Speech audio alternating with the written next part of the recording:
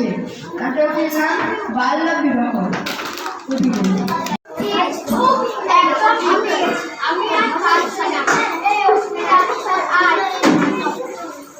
বুঝেছি, তোদের দ্বারা এইসব কিছু হবে না। আমাকে দেখে তোরা কি জানিস তোরা ওই পাড়ার রূপার বিয়ে হয়ে গেছে? কি কি বলিস? কেমন করে? বারবারের অনেক টাকা, রূপার টাকার মোটা। কিন্তু কিন্তু কিন্তু বাদ দিতে তোরা রূপার বরের বয়স 40 বছর। আমাদের রূপার বরের বয়স নিয়ে কথা না, আমাদের রূপার বয়স কত নাকি তোরা জানিস? রূপার কপাল লাখে একটা। ঠিক ওর বরের যত টাকা ওকে তো পুরো মাথায় রানীর মতো মাথায় তুলে রাখবে, যত টাকাই হোক না। আমাদের রূপার কম বয়সে বিয়ে হওয়ার জন্য ওর শারীরিক অবস্থা কি হবে তোরা খেয়াল করেছিস? ওই তো কদিন আগে ইসিতা ম্যাডাম আমাদের ক্লাসের সময় দিয়েছিল। আরে ম্যামেরা তো সব কথা বলে, তোর যখন হবে তখন তুই বুঝবি। তোরা এবার থাম তো, আমার একদম ভালো লাগছে না। যা তোদের সঙ্গে কথাই বলবো।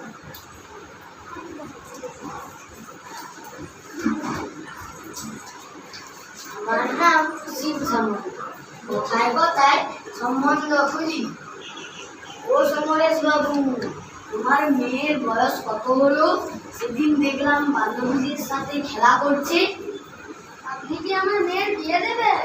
হ্যাঁ হ্যাঁ, ওই পাড়ার সুমনের সাথে বিয়ে করে বিদেশে নিয়ে যাবে। কিন্তু সুমন তো অনেক বড়, আমার মেয়ে তো ছোট, ক্লাস 7-এ পড়ে। দূর বাবু, আমি তো বিয়ে করেছি 50 বছরে, কিন্তু এটা তো আরো কম। দূর বাবু, নামটা যেন মনে থাকে। আমার নাম অসীম সামন্ত। কোথায় কোথায় সম্বন্ধ খুঁজি। আমার নাম অসীম সামন্ত, করি আমি ঘটকালি। ও সুমন, তোমার জন্য ওই পাড়ার সমরেশ বাবুর মেয়ের বিয়ে ঠিক করে এলাম। কি এতটুকু মেয়ে সম্বন্ধ নিয়ে এসেছিস? এক দেবো না?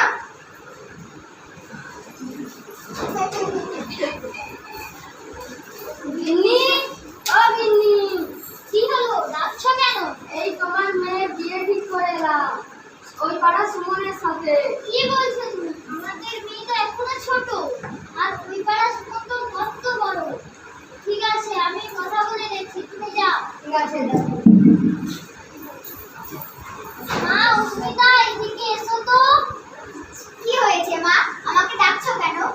তোমার বাবা ওই পাড়া সুমনের সাথে তোমার বিয়ে ঠিক করেছে।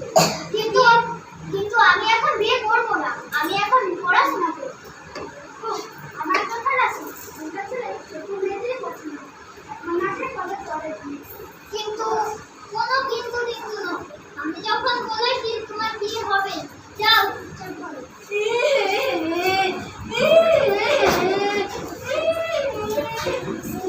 হায় ভগবান, আমাকে তুমি বাঁচাও, আমি এখন বিয়ে করব না।